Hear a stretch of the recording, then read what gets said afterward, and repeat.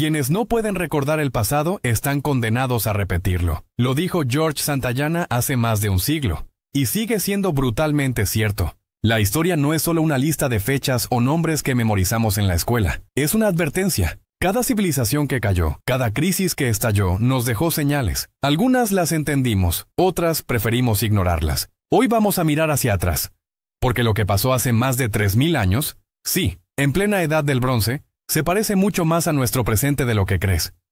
Hubo una era en la que las grandes potencias del mundo antiguo estaban conectadas, no por Internet, claro, sino por rutas comerciales, tratados diplomáticos y una aparente estabilidad que parecía inquebrantable. Egipto, los hititas, los micénicos, Canaán. Todos compartían algo más que geografía. Compartían riqueza, comercio, cultura, y sin saberlo también compartían el mismo destino. Porque esa red, tan sólida en apariencia, colapsó. Y cuando lo hizo, se llevó consigo imperios enteros. Hoy, miles de años después, el eco de aquel colapso sigue resonando. La pregunta es, ¿podremos escucharlo? ¿O estamos condenados a repetirlo? Hoy vamos a hablar de la caída de la Edad del Bronce. Una época brillante, especialmente en el Mediterráneo oriental. Un tiempo en el que florecieron grandes civilizaciones que a veces competían, otras veces se aliaban, pero que siempre compartían un mismo impulso: crecer, comerciar, dominar. Fue un auge impresionante. Un momento dorado de diplomacia, riquezas y expansión. Pero también fue un tiempo frágil. Y cuando los cimientos empezaron a tambalearse, todos, sin excepción, se vinieron abajo. Ahora, sería muy fácil decir que todo colapsó simplemente porque las armas de cobre fueron reemplazadas por armas de hierro, pero no. Eso sería una explicación floja, y este canal no va por ahí. Hoy vamos a ir más allá. Vamos a explorar las verdaderas causas. Vamos a analizar lo que realmente ocurrió en el siglo XII a.C. ¿Qué provocó las migraciones masivas? ¿Qué factores externos e internos crearon la tormenta perfecta? Porque eso fue lo que pasó. Una tormenta perfecta que barrió con las civilizaciones más poderosas del mundo antiguo. Y nos dejó una lección. Incluso los imperios más grandes pueden caer si sus bases no están bien cimentadas. Para entender bien lo que pasó, primero tenemos que conocer a las civilizaciones protagonistas de esta historia. Y no hay mejor punto de partida que la más famosa de todas, Egipto. Nuestra historia comienza en el año 3100 a.C., cuando el Alto y el Bajo Egipto se unifican bajo un solo gobernante, Narmer, también conocido como Menes. Este fue el nacimiento de una monarquía faraónica centralizada que iba a durar más de 2000 años. Luego vino el Imperio Antiguo, a partir del año 2686 a.C. Aquí es cuando Egipto se luce con sus faraones constructores, Keops, Kefren y Miserinos. Sí, los mismos de las pirámides de Giza. En esta época, el faraón no era solo un rey. Era considerado un dios viviente. Su palabra era ley divina, y el país entero giraba en torno a su figura. Pero como todo imperio, también tuvo sus momentos oscuros. Tras una crisis interna llegó el llamado primer periodo intermedio, una etapa de fragmentación y caos que rompió la unidad del país. Sin embargo, Egipto no se quedó ahí. Alrededor del año 2000 a.C., surge el Imperio Medio, y con él Egipto vuelve a consolidarse, se expande hacia el sur, fortalece su cultura y alcanza una estabilidad económica notable. Era, otra vez, una potencia en ascenso. Avanzamos un poco en el tiempo, hasta alrededor del año 1650 a.C., cuando Egipto entra en el llamado Segundo Periodo Intermedio. Aquí ocurre algo clave. Por primera vez en su historia, Egipto es invadido por un pueblo extranjero, los Hyksos. Estos invasores controlaron el delta del Nilo durante varias décadas y marcaron el fin de una era. Pero al final, Egipto se recupera con fuerza y nace el Imperio Nuevo, su época más poderosa. Fue un tiempo de expansión militar y grandes conquistas, con faraones como Tutmosis III y Ramsés II a la cabeza. De hecho, llegaron tan lejos como Siria, dominando territorios fuera de sus fronteras tradicionales. Pero no solo era guerra y conquista. Egipto también vivió un auge económico y cultural impresionante, con la construcción de grandes templos y monumentos que hoy seguimos admirando. En cuanto a su gobierno, Egipto era una monarquía absoluta teocrática. El faraón no solo era el rey, sino que se consideraba hijo de los dioses e incluso, en ocasiones, un dios mismo en la tierra. Para manejar un reino tan complejo, había una burocracia muy organizada. Sacerdotes, visires y funcionarios eran los responsables de la recaudación de impuestos, la administración de justicia y las obras públicas.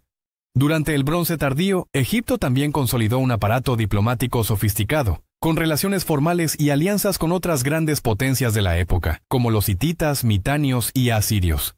Era un imperio que combinaba poder militar, riqueza cultural y habilidad política. El politeísmo egipcio era una parte fundamental de su vida y su gobierno. En lo alto de su panteón religioso estaban dioses como Ra, el dios del sol; Amón, dios creador y protector de Tebas; Osiris, dios del más allá; Isis, diosa madre; Horus, dios del cielo; y Anubis, guardián de los muertos. Esta profunda obsesión con la vida, la muerte y la eternidad inspiró la construcción de grandes templos, las famosas pirámides, y la creación de textos como el Libro de los Muertos, que guiaba a los difuntos en su viaje al más allá. La sociedad egipcia estaba organizada en una pirámide jerarquizada. En la cima estaba el faraón, seguido por la nobleza y los sacerdotes. Después venían los escribas y funcionarios, los artesanos y comerciantes, los campesinos y, en el fondo, los esclavos, que generalmente eran prisioneros de guerra. Son cientos.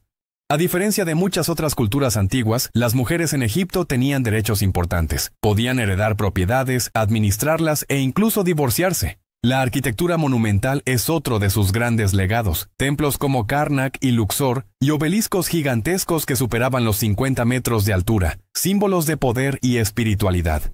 El arte egipcio seguía reglas muy estrictas de representación, buscando siempre reflejar la eternidad y la armonía cósmica. Para comunicarse, utilizaban dos sistemas de escritura: la jeroglífica, usada en inscripciones religiosas, y la hierática, más práctica para asuntos administrativos. Además, desarrollaron un gran conocimiento en medicina, astronomía, matemáticas e ingeniería. Su literatura abarcaba textos morales y de sabiduría, instrucciones, himnos religiosos y textos funerarios. Ya en el Bronce Tardío, Egipto se consolidó como una potencia diplomática y militar clave, defendiendo sus fronteras del sur contra Nubia y al este contra los hititas. Egipto valoraba por encima de todo el orden, la tradición y la diplomacia. Era un imperio que buscaba mantener la estabilidad a través de acuerdos y respeto a las costumbres establecidas. Pero no te equivoques, cuando su hegemonía estaba en juego, Egipto reaccionaba con toda la fuerza posible. Sus ejércitos defendían sus fronteras sin titubeos, mostrando que la paz no significaba debilidad. Si nos movemos un poco hacia oriente, llegamos a la tierra de los ríos, Mesopotamia, la cuna de la civilización. Allí, alrededor del año 3000 a.C., comienza el periodo sumerio, que dio origen a las primeras ciudades-estado como Ur, Uruk, Lagash y Kish. Fue en esta región donde nació la escritura cuneiforme, una revolución que permitió registrar desde transacciones comerciales hasta leyes, como el famoso Código de Ur-Nammu. Ya en el 2300 a.C. surge el Imperio Acadio, fundado por Sargón de Akkad, quien unificó Mesopotamia bajo un sistema imperial centralizado. Esta mezcla de culturas semitas y sumerias impulsó grandes avances militares y logísticos que marcaron la época. En el 2100 a.C., renace el poder sumerio con la tercera dinastía de Ur, que restablece el orden con un gobierno fuerte, centralizado y una burocracia muy desarrollada. Durante el segundo milenio llega el periodo paleobabilónico, con una figura clave, el gran rey Hammurabi. Bajo su mandato, Babilonia se convierte en el centro del poder, y él emite el famoso Código de Hammurabi, uno de los primeros conjuntos de leyes escritas de la historia. Aunque enfrentó conflictos frecuentes con reinos vecinos como Elam y Mari, Hammurabi logró mantener el control y la estabilidad política. Después de su muerte, los babilonios cayeron bajo el dominio de los casitas, quienes trajeron estabilidad política y comercial a la región. Mientras tanto, en el Bronce Tardío, Asiria crecía como potencia militar y mercantil, con enclaves comerciales estratégicos en Anatolia. Mesopotamia, en todas sus etapas, fue un mosaico de culturas, conflictos y alianzas, y un protagonista fundamental en la historia del Bronce Tardío. El gobierno en Mesopotamia se organizaba principalmente en ciudades-estado teocráticas. Cada ciudad tenía su propio dios protector y un sistema de gobierno liderado por un ensi o gobernante civil, y un lugal, que era el sacerdote principal. Con el tiempo surgieron grandes imperios centralizados como Akkad, Babilonia y Asiria, que al expandirse naturalmente chocaban entre sí, generando conflictos y conquistas entre las diferentes ciudades-estado. En cuanto al derecho, uno de los textos legales más antiguos y famosos es el Código de Hammurabi, escrito alrededor del año 1750 a.C. Este código se basa en la justicia retributiva, es decir, la idea de ojo por ojo. y establecía leyes claras con penas estrictas que variaban según el estatus social. La religión mesopotámica era politeísta y muy estructurada, con un panteón donde destacaban dioses como An, el cielo, Enlil, aire y tormentas, Enki, agua y sabiduría, Ishtar, amor y guerra, Marduk, dios principal de Babilonia, y Ashur, dios de Asiria. Los templos no solo eran centros religiosos, sino también económicos, donde los sacerdotes gestionaban tierras y recursos importantes para la ciudad. El temor a los dioses y a los demonios era intenso, lo que impulsaba rituales de purificación y adivinación. Se creía que el rey debía mantener el favor divino para evitar el caos y la destrucción.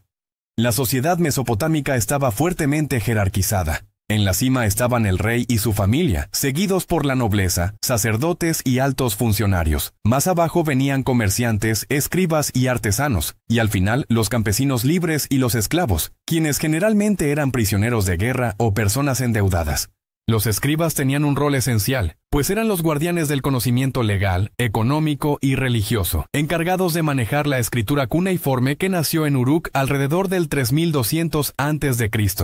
Esta escritura sirvió para llevar registros contables, redactar leyes, textos literarios y científicos. Entre sus grandes legados literarios está la Épica de Gilgamesh, uno de los textos más antiguos de la humanidad. En ciencias, Mesopotamia era muy avanzada. Sobresalieron en astronomía, matemáticas y medicina, logrando incluso calcular eclipses con notable precisión. Su arte, aunque funcional, estaba cargado de simbolismo, con sellos cilíndricos, relieves y esculturas votivas que expresaban creencias y poder. Durante el Bronce Tardío, Asiria emergió como una potencia en crecimiento, con un enfoque mucho más militarista. Controlaba importantes rutas comerciales hacia Anatolia y el norte de Siria, lo que le daba una posición estratégica clave en la región. Por otro lado, Babilonia, que en ese momento estaba bajo el dominio de los casitas, actuaba como un jugador diplomático muy activo, participando en el sistema de correspondencia del cercano Oriente. Ambas potencias mantenían relaciones formales y diplomáticas con otros grandes actores de la época, como Egipto, los hititas y los mitanios, mostrando que la diplomacia era tan importante como la guerra para mantenerse en el poder. El reino de Mitanni surge tras el colapso del dominio babilónico en el norte de Mesopotamia, alrededor del año 1500 a.C. Controlaba el norte de Siria y el sur de Anatolia, y su población era principalmente hurrita, aunque la élite gobernante tenía nombres de origen indoeuropeo, lo que sugiere que probablemente vinieron de la zona del Caspio o Asia Central. Su capital fue Huashukani, y su función principal era ser un estado tapón, formando una especie de frontera entre los grandes imperios de la época: Egipto, los hititas, los asirios y Babilonia. Mitanni cayó primero por los ataques de los hititas, quienes llegaron a dominar gran parte de Anatolia, y luego desapareció por completo ante el ascenso de Asiria. Su gobierno se basaba en una monarquía centralizada y guerrera, apoyada en una red de vasallos locales. Entre sus reyes más importantes destacan Shaushtatar y Tushratta. El poder real descansaba en una aristocracia militar llamada los Marianu, expertos en el manejo de carros de guerra, la gran innovación bélica de ese tiempo.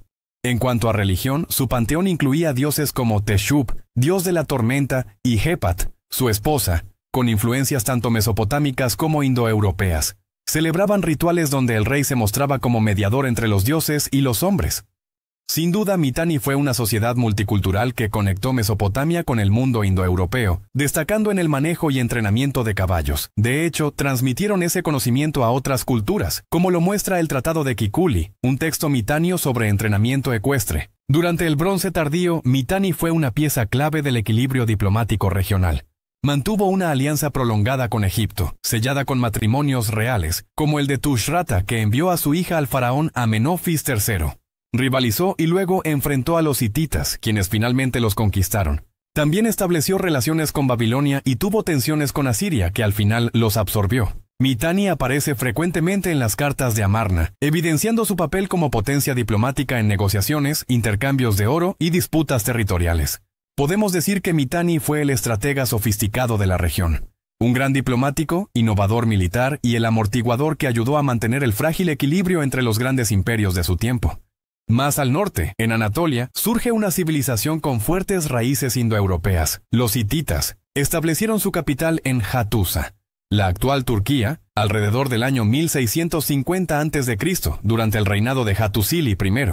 Su máximo esplendor llegó con Suppiluliuma I, quien extendió sus dominios por Siria, el norte de Mesopotamia y el este de Anatolia. El rey, conocido como Tabarna, era el líder militar y también el máximo sacerdote, en una monarquía centralizada. La reina, llamada Tawanana, tenía un papel ceremonial y religioso muy importante, y a menudo actuaba como regente cuando era necesario. Los hititas practicaban un politeísmo sincrético, es decir, incorporaban a sus dioses los de los pueblos que conquistaban. Por eso se les conoce como los 1000 dioses de Hatti. Entre sus deidades más importantes estaban Tarhunt, dios de la tormenta, su consorte Ariniti, y también dioses de origen hurrita como Teshub, absorbidos tras la conquista de Mitanni. En Hattusa había numerosos templos, y los rituales incluían sacrificios, libaciones y presagios para interpretar la voluntad de los dioses. Además, tenían tratados legales que regulaban desde herencias y contratos hasta violaciones y castigos, mostrando un sistema jurídico bastante avanzado para su tiempo. Los ciudadanos podían ser llamados al servicio militar, donde el carro de guerra era símbolo de poder y prestigio del Estado. Su escritura era una mezcla entre jeroglíficos y cuneiforme, y dejaron numerosos textos literarios en tablillas, siendo la primera lengua indoeuropea escrita. Por último, fueron grandes arquitectos y urbanistas, construyendo ciudades fortificadas con impresionantes estructuras, como la famosa Puerta de los Leones en Hattusa, que aún hoy nos impresiona por su grandiosidad. Durante el Bronce tardío, los hititas conquistaron ciudades estratégicas como Ugarit y Kadesh, puntos clave para controlar rutas comerciales y el poder en la región. Fue en Kadesh donde midieron fuerzas con el gran imperio egipcio, liderado por Ramsés II, en la famosa batalla de Kadesh, un episodio tan importante que ya dedicamos un video completo aquí en el canal. Anatolia, además, era una tierra rica en metales, especialmente en estaño, un recurso indispensable para fabricar bronce, la aleación que revolucionó la tecnología bélica y artesanal de la época. Esto convirtió a los hititas en un reino clave para la producción de armas y objetos de bronce, que muchas veces eran entregados como regalos diplomáticos a grandes monarcas. Su economía no solo dependía de estos recursos, sino también de los tributos que les pagaban sus vasallos, del comercio de productos de lujo y, claro, de los botines obtenidos en sus campañas militares. Cruzando un mar que separa tierras y culturas, llegamos a uno de los grandes rivales de los hititas, los micénicos. Esta poderosa civilización floreció en la Grecia continental, con ciudades emblemáticas como Micenas, Tirinto, Pilos y Tebas. Herederos de la gran influencia minoica, alcanzaron su auge alrededor del año 1400 a.C. Cada ciudad-estado micénica estaba gobernada por un rey, conocido como Wanax, quien concentraba todo el poder político, militar, religioso y económico. Su religión era politeísta, con un panteón que siglos después daría origen a los dioses clásicos de la mitología griega: Zeus, Hera, Poseidón, Ares, entre otros. Estos dioses se adoraban en santuarios palaciegos, donde los sacerdotes dirigían rituales importantes. Los micénicos también construyeron poderosas fortificaciones para proteger sus ciudades de posibles ataques, y demostraron ser grandes guerreros y navegantes. Sus campañas militares los llevaron hasta Anatolia, Chipre, Siria y Creta. Y más allá de la guerra, su habilidad como navegantes facilitó un intenso comercio con lugares como Chipre, Ugarit, el Levante, Egipto, Sicilia y, claro, Creta. En cuanto a la escritura, usaban la lineal B, un sistema silábico heredado de la línea A de los minoicos, pero destinado exclusivamente a la administración palaciega. Gracias a ella, hoy conocemos grandes inventarios de productos y detalles del funcionamiento interno de sus palacios. Otro actor clave en esta red de poder y comercio es Al-Ashia, lo que hoy conocemos como Chipre. Pero Chipre no fue un imperio centralizado como Egipto o Hatti. Más bien, era una red de centros urbanos costeros, independientes o semi-independientes, cada uno gobernado por sus propios reyes locales. Lo que hizo a Chipre indispensable no fue su poder militar, sino su papel como productor y distribuidor de uno de los recursos más vitales de la época, el cobre. El cobre chipriota, al combinarse con estaño, daba lugar al bronce, el material que dominó la tecnología, la guerra y el comercio durante toda esta era. Los puertos de Chipre, como en Komi, Kition o Hala, funcionaban como auténticos centros neurálgicos, hubs de redistribución para todo el Mediterráneo. Más que un reino belicoso, Chipre se mostró como un actor pacífico, interesado en mantener relaciones comerciales estables con todos sus vecinos. Cada centro urbano controlaba la producción, almacenamiento y exportación de cobre bajo el mando de sus reyes locales, consolidando una economía vibrante y esencial para el mundo del bronce. Sin duda, Chipre fue una pieza fundamental sin la cual no habría sido posible el florecimiento de las grandes civilizaciones de la Edad del Bronce y su complejo entramado diplomático y comercial. Otra región de gran importancia estratégica, comercial y diplomática fue el Levante, que funcionó como un nodo logístico fundamental durante toda la Edad del Bronce, y que mantuvo esa relevancia en periodos posteriores. No solo por su posición marítima, sino también por sus rutas terrestres. El Levante conectaba múltiples ciudades-estado independientes, vinculadas por el comercio, la cultura y numerosos tratados. Por mar, las rutas comerciales partían desde Egipto, siguiendo la costa levantina, conectando con Chipre, Anatolia, Creta y las ciudades micénicas. Por tierra, Ugarit, en la actual Ras Shamra, Siria, era uno de los centros más destacados, con una impresionante red diplomática evidenciada en más de 1500 tablillas encontradas, escritas en acadio, ugarítico, hitita y chipriota. Estas rutas también se extendían hacia el interior, siguiendo ríos y caminos caravaneros hasta Mesopotamia, uniendo Siria con Anatolia y el imperio hitita. La conexión entre Damasco, Mari y Asiria reforzaba estas vías terrestres, junto con la célebre Ruta de los Reyes, que atravesaba Canaán y comunicaba Egipto con Siria y Anatolia. Cada ciudad-estado en el Levante era un eslabón vital de esta extensa red comercial y diplomática, que facilitaba no solo el intercambio de bienes, sino también de ideas, tecnologías y alianzas políticas. El Levante no solo destacó por su ubicación estratégica, sino también por su alfabetización avanzada, reflejada en los miles de textos y tablillas encontrados en ciudades como Ugarit. Entre las ciudades más importantes se encontraba Biblos, en el actual Líbano, aliada histórica de Egipto desde el Reino Antiguo. Biblos era famosa por la exportación de madera de cedro, un recurso esencial para la construcción de barcos y palacios en toda la región. Más al sur, Sidón y Tiro fueron núcleos donde floreció, siglos después, el comercio fenicio, especialistas en productos textiles y en la producción del valioso tinte púrpura, que dio nombre a su cultura. La isla fortificada de Arwad, al norte de Ugarit, fue un punto clave para la navegación y la defensa marítima. Las ciudades del Levante actuaban como intermediarias y facilitadoras tanto del comercio como de la diplomacia, enfatizando la equivalencia en el intercambio, lo que refleja una diplomacia sofisticada y basada en la reciprocidad. Así, el Levante fue el centro dinámico del sistema internacional en la Edad del Bronce tardío, casi como la Internet de aquella época. Un espacio donde la estabilidad era vital, ya que estas ciudades vivían de la comercialización y la negociación, no del poder militar. En resumen, el Levante se consolidó como un nodo neurálgico del comercio internacional, conectando civilizaciones como las del Egeo, Anatolia, Mesopotamia y Egipto, y funcionando como el motor que impulsaba el intercambio de bienes, tecnologías e ideas en todo el Mediterráneo oriental. Durante la Edad del Bronce tardío, las economías de las grandes civilizaciones del Mediterráneo oriental estaban profundamente interconectadas gracias al comercio de bienes esenciales y productos de lujo. Egipto, por ejemplo, destacaba por la exportación de lino, trigo, aceite de oliva, vino y metales preciosos como oro, cobre, platino y aluminio. Para sostener su desarrollo y construcción, importaba madera de cedro desde el Líbano, marfil del África subsahariana, y metales como cobre y plata procedentes de Anatolia y el Sinaí. Además, recibía incienso y especias desde Arabia e India, productos indispensables en la vida religiosa y cotidiana. En el mar Egeo, los minoicos basaban su economía en la producción agrícola de vino, aceite de oliva e higos, complementada con cerámica decorada, textiles y objetos de bronce que eran muy valorados por sus vecinos. Para fabricar estas piezas y sostener su industria, importaban metales como cobre y estaño de Chipre y Anatolia, marfil de Egipto, así como productos de lujo provenientes del Levante.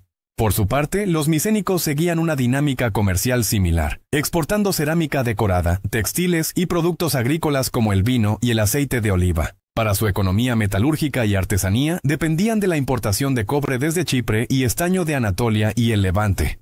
Asimismo, recibían marfil y otros bienes de lujo del Levante, con quienes mantenían intensos vínculos comerciales.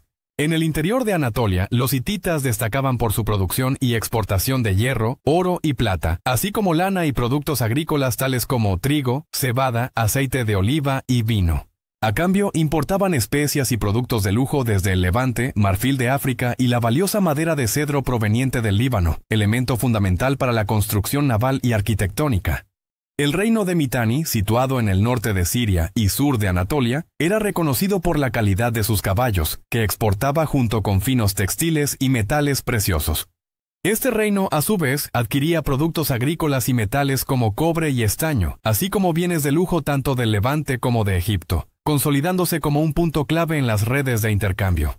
En Asiria, la economía estaba basada en la exportación de tejidos de lana, estaño y herramientas y armas de metal, mientras que importaba madera de cedro, metales variados como cobre, estaño, oro, plata y hierro, así como piedras preciosas como cornalina y lapislázuli. El marfil proveniente de África e India, caballos de Irán y Anatolia, y productos alimenticios como el vino completaban la amplia variedad de bienes que atravesaban sus mercados. Finalmente, Ugarit funcionaba como un importante centro comercial exportando productos agrícolas, vino, aceite de oliva, cerámica y objetos de lujo, e importaba metales como cobre y estaño, marfil, madera de cedro y bienes de lujo tanto de Egipto como del Egeo. Así, este puerto del Levante se convirtió en un nodo vital para la circulación de mercancías y cultura. Este entramado económico, unido a la compleja red diplomática que lo acompañaba, permitió que estas civilizaciones no solo prosperaran en términos materiales, sino que también intercambiaran tecnologías, ideas y prácticas culturales, fomentando un desarrollo conjunto y un equilibrio dinámico en toda la región durante la Edad del Bronce tardío. ¿Y entonces qué pasó? Si estamos viendo un comercio en su máximo esplendor, con imperios que crecían, establecían fronteras firmes y desarrollaban una diplomacia sofisticada, ¿qué fue capaz de dinamitar todo ese sistema y arrastrar consigo a estas grandes civilizaciones?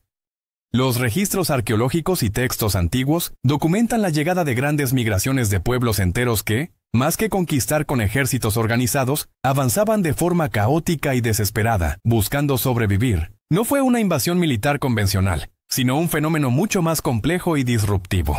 Para entender el colapso de la Edad del Bronce tardío, debemos analizar al menos 3 factores clave que, combinados, formaron la tormenta perfecta que terminó por desestabilizar y derrumbar este entramado cultural y político. Estos factores no son menores, y se sumaron a civilizaciones que, pese a tener una historia de 2 milenios, todavía no estaban plenamente consolidadas ni preparadas para enfrentar semejante crisis. Empecemos por explorar el que considero el detonante inicial de esta catástrofe. Una de las causas más determinantes para entender el fin abrupto de estas grandes civilizaciones fue la gran sequía conocida como el evento climático de 4.2 kiloaños, que ocurrió entre aproximadamente 2200 y 2100 a.C. Este fenómeno fue una de las crisis climáticas más severas del Holoceno, un periodo prolongado de aridez extrema que afectó vastas regiones del planeta. Los científicos han detectado esta crisis en registros paleoclimáticos, como núcleos de hielo, sedimentos marinos, anillos de árboles y depósitos lacustres. La sequía duró entre 100 y 200 años, suficiente tiempo para colapsar sistemas agrícolas que dependían estrechamente de la estabilidad climática. Las consecuencias fueron devastadoras para muchas civilizaciones. En Mesopotamia, por ejemplo, el Imperio Acadio, fundado por Sargón el Grande, colapsó probablemente debido a estos cambios climáticos. La caída drástica de lluvias y el aumento de la salinidad en los suelos provocaron una caída en la productividad agrícola, forzando migraciones masivas hacia Sumer, lo que desencadenó conflictos por recursos cada vez más escasos. En Egipto, al final del Reino Antiguo, tras el reinado de Pepi II, la reducción en las crecidas del Nilo debido a la sequía causó hambrunas y fragmentación política, abriendo paso al primer periodo intermedio, un tiempo de inestabilidad. Más lejos, en el Valle del Indo, ciudades como Harappa fueron abandonadas, mientras sus habitantes migraban hacia zonas más húmedas. Incluso en la lejana China, la civilización Liangzhu sufrió un colapso posiblemente vinculado a inundaciones y cambios abruptos en el monzón. Aunque las causas precisas del evento 4.2K no están del todo claras, las teorías más aceptadas apuntan a alteraciones en los patrones del monzón asiático, oscilaciones del Atlántico Norte, enfriamientos que afectaron corrientes y lluvias, cambios en la oscilación del Enso, más conocida como El Niño, y posibles erupciones volcánicas que modificaron el clima global. Este episodio marcó el fin de la Edad del Bronce temprano en varias regiones, y es considerado uno de los primeros grandes colapsos sistémicos inducidos por el clima.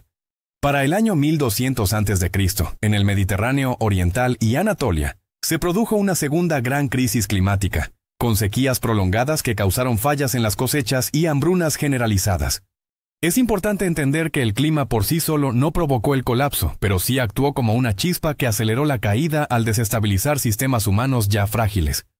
Las sociedades más resilientes, descentralizadas y flexibles lograron sobrevivir, mientras que las altamente centralizadas y dependientes del comercio, como las grandes monarquías de la Edad del Bronce, sucumbieron ante la tormenta perfecta. Tras la muerte del poderoso Suppiluliuma I, su hijo Arnuwanda II subió al trono, pero su reinado fue efímero, terminando posiblemente víctima de una epidemia. El poder pasó entonces a manos del joven e inexperto Mursili II, cuyo mandato marcó un periodo de gran vulnerabilidad para la estabilidad hitita. Este contexto político complicado se agravó con una severa sequía que afectó a Anatolia. Aunque se emprendieron ambiciosos proyectos para construir canales y represas, estos esfuerzos fueron insuficientes para evitar las hambrunas que azotaban al reino. Además, la economía hitita se volvió peligrosamente dependiente del comercio internacional, sobre todo del estaño y el cobre, esenciales para la fabricación del bronce y la supervivencia de su maquinaria bélica y administrativa. Cuando las rutas comerciales comenzaron a colapsar, esta dependencia se tornó insostenible. La economía interna sufrió un fuerte debilitamiento y el poder central perdió el control efectivo sobre las provincias más alejadas. Esta debilidad se tradujo en levantamientos de pueblos vasallos y provincias enteras. Arzawa, en el oeste de Anatolia, así como ciudades al norte de Siria, se rebelaron contra el dominio hitita. Incluso regiones consideradas aliadas dejaron de pagar tributos o buscaron alianzas con potencias rivales, lo que erosionó aún más la cohesión del imperio. Para colmo, tribus guerreras del norte, conocidas como los Gascas, lanzaron repetidos ataques contra la capital, Hattusa, obligando a los reyes a refugiarse en otras ciudades. Las cartas y tablillas encontradas en Hattusa y Ugarit relatan con detalle esta crisis, peticiones desesperadas de ayuda, quejas por la falta de suministros, tensiones entre monarcas y súbditos, y conflictos constantes con enemigos internos y marítimos. No hay registros de una invasión masiva que haya derribado a los hititas. En cambio, el colapso fue producto de una combinación letal de factores internos y externos. Las relaciones diplomáticas, que antes habían sido el pilar del imperio, se mostraron frágiles cuando los centros de poder dejaron de cumplir sus promesas y obligaciones.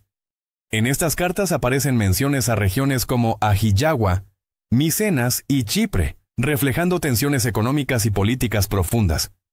Entre los años 1500 y 1200 a.C., los centros palaciegos micénicos sufrieron una serie de destrucciones devastadoras, casi siempre acompañadas por incendios masivos. En Pilos, el registro de tablillas en lineal B carbonizadas evidencia estos incendios, mientras que en Micenas las robustas murallas fueron destruidas por el fuego.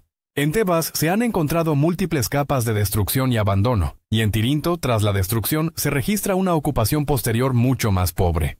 Sin embargo, estas destrucciones no ocurrieron de manera simultánea, lo que apunta a una serie de conflictos locales dispersos en lugar de una invasión externa única y coordinada. La muerte o desaparición de un Wanax, el rey o líder supremo, pudo haber provocado guerras civiles entre los clanes aristocráticos que competían por el poder. En Pilos, por ejemplo, se han encontrado listas de distribución de armas y signos de reclutamiento masivo justo antes del incendio, indicativos de tensiones y conflictos armados en curso. Además, frente a crisis económicas o hambrunas, es posible que sectores subordinados a la autoridad palaciega se hayan rebelado.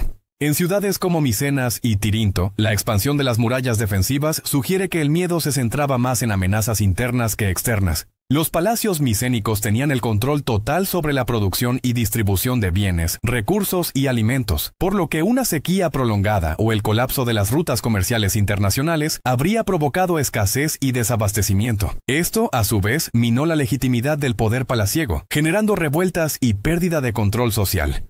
Aunque los micénicos no nos dejaron textos literarios propios, las épicas de Homero, escritas siglos después, narran historias de guerras entre reinos griegos, traiciones internas y desastres que destruyen casas reales. Si bien mitológicas, estas narraciones podrían reflejar memorias colectivas de conflictos internos reales. Alrededor del siglo XII a.C., el grupo indoeuropeo de los dorios llegó a la península griega, probablemente desde los Balcanes o el norte de Grecia.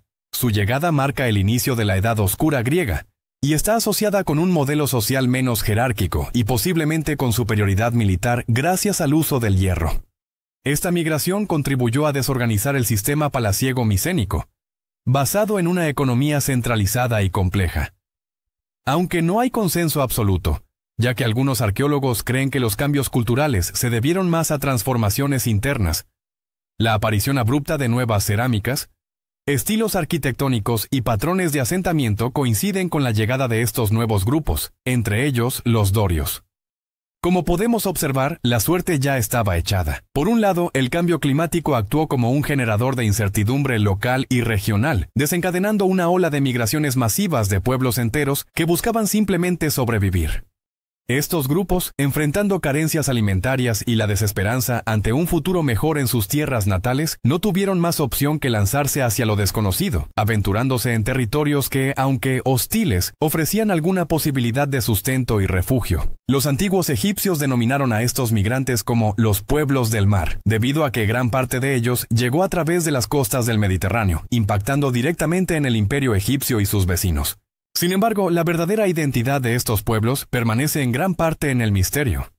Aunque no se tiene un conocimiento exacto y completo, la evidencia arqueológica y textual nos permite identificar a algunos de estos grupos que jugaron un papel decisivo en la transformación radical de la región. Entre estos migrantes conocidos como los pueblos del mar, se destacan varios grupos con características y orígenes diversos. Los Sherden o Shardana, quizás los más icónicos, son representados en relieves como guerreros con cascos con cuernos y escudos redondos. Es importante no confundirlos con los vikingos, ya que no tienen ninguna relación histórica ni cronológica con ellos. Se cree que su origen pudo estar en Cerdeña o en la costa occidental de Anatolia, y algunos de ellos fueron incorporados como mercenarios en el ejército egipcio. Los Shekelesh o Sheklesh son otro de estos grupos, y aunque no está claro su origen exacto, se ha sugerido que podrían haber venido de Sicilia o de alguna región del Mediterráneo occidental. Algunos investigadores los vinculan con pueblos itálicos o egeo-anatolios. Los Peleset, generalmente identificados con los filisteos, tuvieron un papel importante en la historia posterior del Levante. Se asentaron en la costa sur de Canaán, fundando ciudades como Gaza, Ascalón, Ashdod, Gat y Ecrón. El nombre Peleset posiblemente sea la raíz etimológica del nombre Palestina. Otro grupo, los Cheker o Cheker, también se asentaron en la región levantina, probablemente en Dor, al norte del actual Israel. Inicialmente participaron en ataques marítimos, para luego establecer asentamientos costeros. Los Denien o Danuna, por su parte, podrían tener origen en Anatolia, Chipre o la costa de Siria, según algunas teorías. Finalmente, los Weshesh son quizás los menos conocidos de los pueblos del mar, y se especula que tuvieron conexiones con el Mediterráneo occidental. Algunos los asocian con grupos itálicos o del área egeo-occidental. Los ataques de estos pueblos migratorios ocurrieron en una cascada imparable que comenzó desde el oeste, con el Egeo como primer punto afectado, seguido por Anatolia, para luego extenderse a lo largo de toda la costa mediterránea oriental, incluyendo Siria, Canaán y finalmente llegando hasta Egipto. No se trataba simplemente de incursiones bélicas aisladas, sino de movimientos masivos que incluían familias enteras y carros tirados por bueyes, lo que evidencia que estos pueblos buscaban nuevas tierras para asentarse, no solo saquear. En múltiples tablillas encontradas por toda Anatolia, tanto en la costa como en el interior, se registran mensajes desesperados en los que se habla de invasiones por parte de pueblos extraños, cuya única intención parecía ser la destrucción total. En medio de esta crisis, las ciudades y reinos afectados solicitaban ayuda a sus aliados, pero todos estaban enfrentando la misma calamidad, por lo que la solidaridad brillaba por su ausencia. Este fenómeno migratorio desorganizado desató un caos generalizado que, sumado a los problemas internos de la región, como las prolongadas sequías y las crisis sucesorias, provocó la interrupción del comercio internacional. La inestabilidad se disparó, afectando especialmente a civilizaciones endebles y altamente centralizadas, que hasta entonces habían mantenido a sus pueblos bajo la creencia de que los reyes eran intermediarios divinos. Pero el hambre y la desesperanza erosionaron esa fe, derrumbando por completo las estructuras políticas y sociales que habían sustentado a estas culturas. Este colapso marcó el fin de grandes civilizaciones que casi cayeron en el olvido, dando paso a zonas sumidas en la oscuridad durante siglos. Aquellas que lograron sobrevivir jamás recuperaron el esplendor ni el poder que una vez ostentaron, transformándose para siempre. Los micénicos enfrentaron un colapso total que marcó el inicio de la llamada Edad Oscura, un periodo que se prolongó aproximadamente desde el 1100 hasta el 800 a.C. Las principales ciudades y palacios, como Micenas, Pilos y Tirinto, fueron destruidos o abandonados, y con ellos desapareció el sistema palaciego que había organizado la vida política y económica de la región. La escritura lineal B quedó extinta y el comercio prácticamente se detuvo, provocando un marcado declive cultural y poblacional. Los hititas sufrieron un destino similar, siendo completamente destruidos hasta caer en el olvido histórico. Su capital, Hattusa, fue abandonada y destruida tras los ataques de los pueblos Casca, Luca y algunos de los denominados pueblos del mar. El gran imperio se fragmentó en pequeños reinos, especialmente en el sur de Anatolia y el norte de Siria, como el reino de Carquemish, que logró sobrevivir algunos siglos más. En Chipre, la devastación fue parcial. La isla fue invadida y saqueada, con evidencia de incendios en ciudades importantes como en Komi. Aunque no colapsó por completo, su cultura sufrió un cambio profundo, dando paso a la llamada fase post-Alasya, caracterizada por la llegada de nuevos pobladores, posiblemente algunos provenientes de los pueblos del mar. Su papel comercial decayó notablemente, pero en la Edad del Hierro Chipre resurgiría como un importante centro productor de cobre. Las ciudades del Levante, como Ugarit, fueron arrasadas en una campaña brutal alrededor del 1190 y el 1185 a.C. Cartas desesperadas pidiendo ayuda evidencian la gravedad de la situación, pero nunca llegó el auxilio necesario. En Biblos y Sidón la destrucción fue menor, pero quedaron muy debilitadas. Algunas ciudades fenicias, como Tiro, renacerían después con fuerza comercial en la Edad del Hierro, aunque el sistema diplomático y comercial que había existido durante el Bronce tardío colapsó por completo. Entre los pocos sobrevivientes de estas olas migratorias se encuentra Egipto, que logró contener el avance de los pueblos del mar bajo el mandato de Ramsés III alrededor del 1175 a.C. Sin embargo, esta defensa no fue ni sencilla ni económica. Los palacios y fortalezas egipcias cambiaron su arquitectura para volverse más fortificadas, reflejando la amenaza constante que enfrentaban. El Imperio Nuevo Egipcio entró entonces en una etapa de decadencia, marcada por la pérdida de territorios en Canaán y Nubia, así como por crecientes conflictos internos, corrupción y fragmentación política. En los siglos siguientes, Egipto se convirtió en un reino dividido y vulnerable, invadido sucesivamente por libios, nubios y asirios. Curiosamente, los asirios fueron los menos afectados por esta crisis, probablemente debido a su ubicación más alejada de la costa y las rutas marítimas, lo que les permitió mantener su integridad territorial y fortalecer su poder. Esta ventaja les permitió iniciar una expansión imperial que, ya en el siglo IX a.C., los consolidaría como una de las grandes potencias de la región, junto con Babilonia. Con el tiempo surgieron nuevas civilizaciones, nuevas rutas marítimas y comerciales, así como nuevas armas y tecnologías. Este proceso de transformación y renovación puede verse como el renacer tras la caída tan caótica provocada por la combinación letal de tres factores: el cambio climático, la dependencia del comercio y las migraciones masivas. Esto nos lleva inevitablemente a una reflexión profunda. 3000 años después de aquel caos que terminó con grandes civilizaciones, podemos observar señales que quizás aquellos pueblos no alcanzaron a percibir. Hoy, en nuestra época moderna, enfrentamos problemas sorprendentemente similares.